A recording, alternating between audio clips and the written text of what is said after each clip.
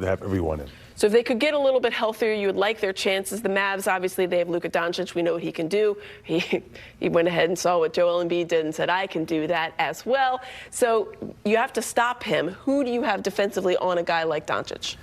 Well, you're going to have to come with multiple defensive concepts. I like when Nick Nurse opts to double like a high-scoring guy like that, at least on occasion. And I think you will see that. As you say, Doncic is capable of huge, huge numbers. Yeah, he can absolutely put up. He's a walking bucket. They thought that you enjoyed Cam Thomas. Well, tune in for Luka Doncic. Sixers will have to do a much better defensive effort on this, though I don't think the Mavs shoot the three like the Nets do overall. But it should be a good one. We will see you at 6:30 on Monday night. For Mark Jackson and Jim Lynam, I'm Amy Fadul. Thanks so much for joining us. And yeah, I know you're tired. A little cotton candy could help you get over this one. It's okay. Come back on Monday, kid. It'll be a better game, I promise. I have to get down here and make plays for others.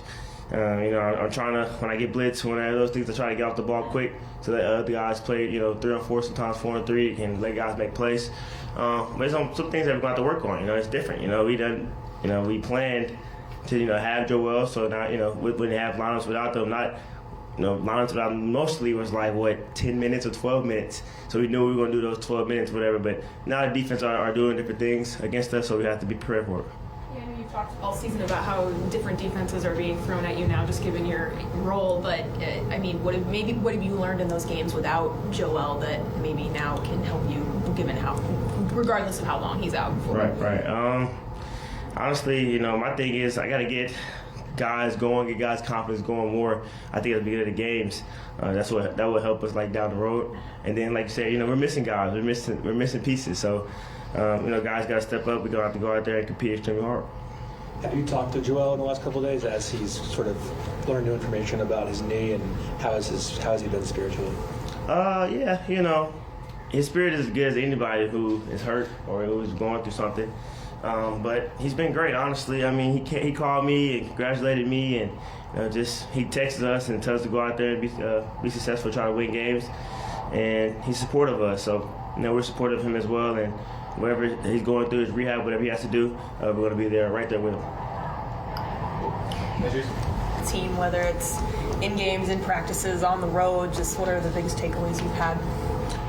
Probably just that you got to stay ready, and you never know when your name's going to get called, because it's a lot of guys down for us, every night in and out. So you just never know when you'll get that opportunity. So I probably learned to just stay ready and keep good energy, probably the main two things, and learn from my veterans on my team. Obviously, you hit a lot of threes tonight. You've had, when you were at NC State, a lot of your game was hitting threes. Have the coaches on the Sixers communicate to you that when you come in the game, that's one of your jobs out there is space the floor, let it fly whenever you see it open? It probably don't be that easy coming from them, but it's probably just make the right decision, and just be myself is probably the main thing. So that's probably something that they would tell me, just be myself and play the right way. We've seen you getting some tutelage maybe from Tyrese, from Pat. I don't know if I'm forgetting anyone, but maybe those two. What have they been teaching you over these last couple of weeks with the team? Those two guys probably just teach me to be tough, on the court, and just be myself. Every time I get in, they tell me to just be myself and shoot it when I'm open. So having that encouragement from those guys, and they've been in the league, it just means a lot to me, and I appreciate them for taking me under their wing. You mentioned staying ready being important. How do you do that, whether it's routine, the way you study, just what are the keys for you to stay ready? I love being around a game, so whenever it's a game or anything involving basketball, I'm ready to be there. So it's not really nothing that I do to keep me ready. Just, practicing, making sure I'm places on time, and just being a professional about it. You and Ricky both, got undrafted, signed here, been together now with this team. What is that has it kind of made you guys closer? Yeah, I'll say that's probably one of my best friends. We talk every day probably. We hang out all the time off the court, since we're the two guys in the same kind of position. So that's probably one of the guys that I'll be around the most. And I can say that he helped me get better throughout the summer, just coming in together. Seems like after every big play, especially if Maxey's a dunk or a big three, that you and Ricky jump up off the bench, or it's you guys standing up. Do you guys talk about that? How you always get up whenever there's a big play? Yeah, I told him today that we gotta come up with some stuff on the sideline. So, for the guys. So that would be cool. Whenever you have to come out, get it approved by guys like Pat and Tyrese. Yeah.